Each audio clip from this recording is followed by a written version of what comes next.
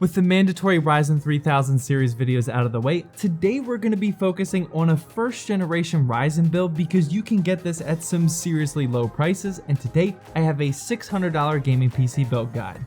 Let's get into it.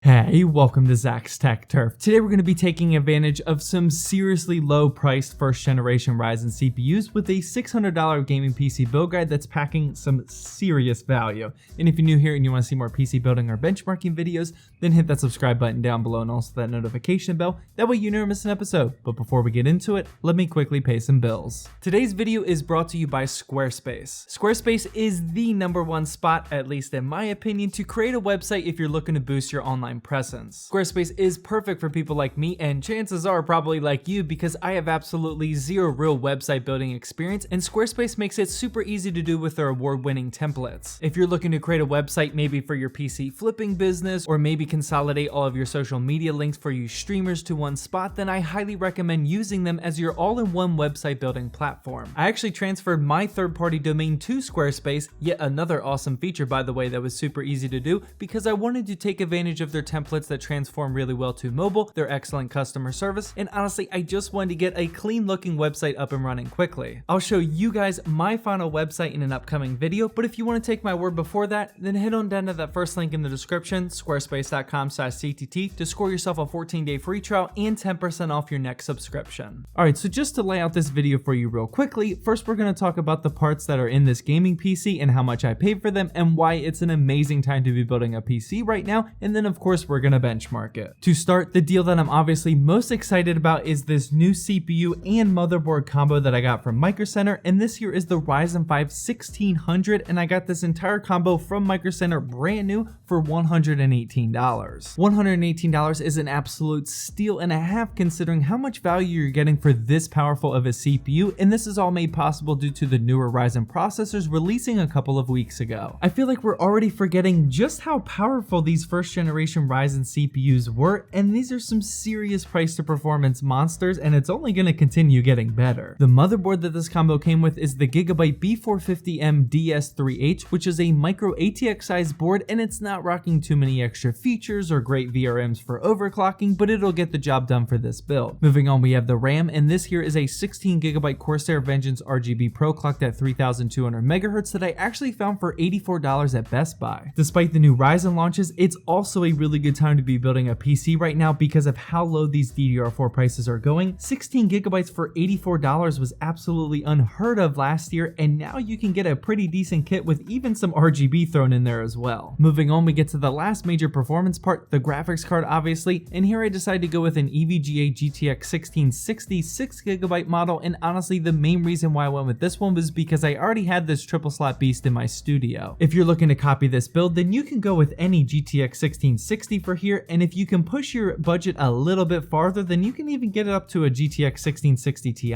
if you want to. Following that, we get to storage, and for this build I decided to go against what I've been doing in my recent builds, and I went with a smaller 120GB AirI SSD, which I also had laying around the studio. Feel free to go with any model here, and I also added this 1TB Seagate Barracuda drive, which only costs $45. Storage is in a really tough spot right now because that combo costs around $60 to $70, and some people are perfectly fine with just getting a 500GB SSD at that price point, but a lot of you still are complaining that you need the full terabyte of storage, and since 1TB SSDs are still around $90 to $100, this is why I went with this storage solution instead. Following that, we have the power supply, and for this I did decide to follow my recent build guides as I went with this EVGA 550W N1, which is just such a good bargain right now at $40 to $50. The reason why I've been including this in multiple build guides lately is because for $40 to $50 you're getting 550 watts of power, which is plenty for most of these budget oriented builds. It's also all black cables instead of those ugly ketchup and mustard cables,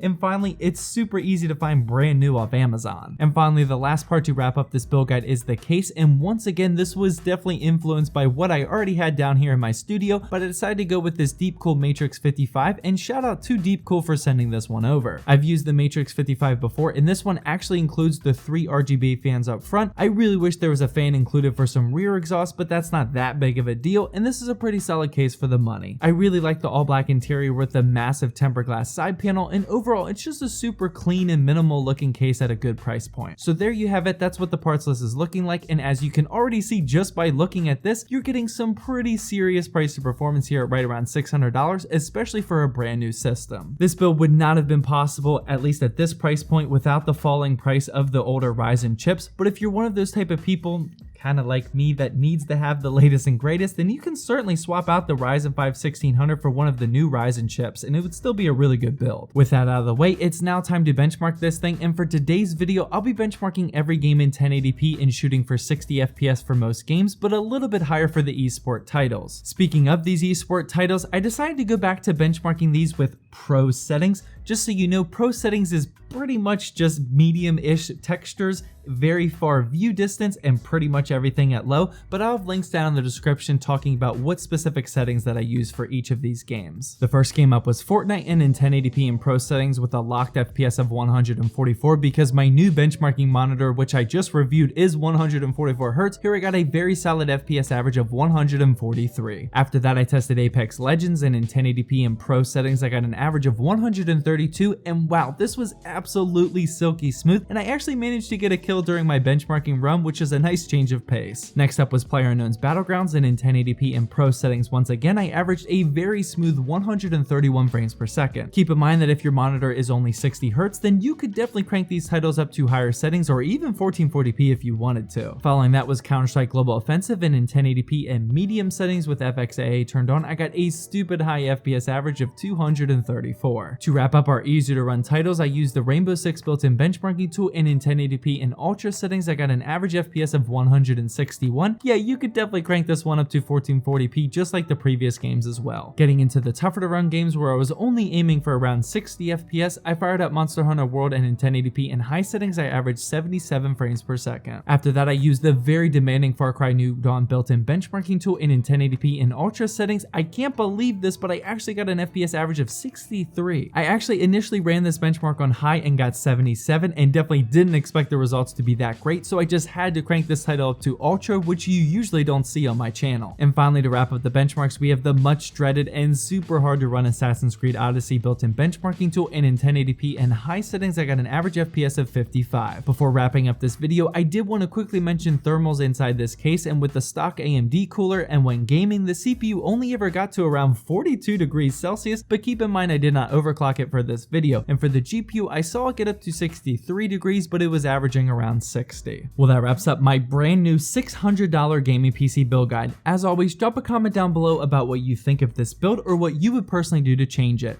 After that, feel free to head on over to one of these two videos if you haven't seen them yet, and definitely hit that subscribe button, because coming up next, hopefully I'm going to show you guys a video about an upcoming event that I got invited to that I can't really talk about yet. You don't want to miss that video.